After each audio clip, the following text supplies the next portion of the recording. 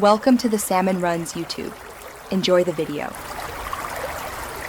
You need the right prerequisites: an active franchise or Diamond Dynasty save, a tradable player, and access to the trade screen. Start now by selecting the team roster and highlighting the player you want to move, then open the trade block or front office tab. This lets you craft offers quickly. Once done, pick target teams with positional needs and check their budget and prospects, because matching need and value dramatically increases acceptance chances. Don't waste time on teams with no fit. Now build the actual trade. Combine major leaguers, prospects, and cash to match perceived value.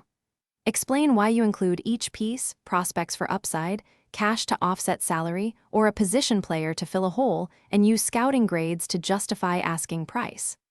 Once assembled, save a backup, submit the offer, and watch the AI reaction carefully.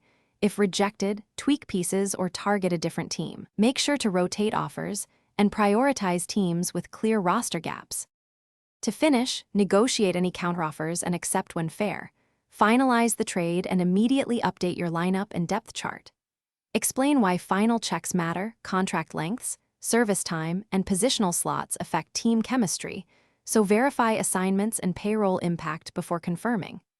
If something goes wrong, troubleshoot by reevaluating player values, changing the target team, or checking trade eligibility and roster spots. Often a small swap or adding cash resolves holdups. Thanks for watching. Consider subscribing if we helped you.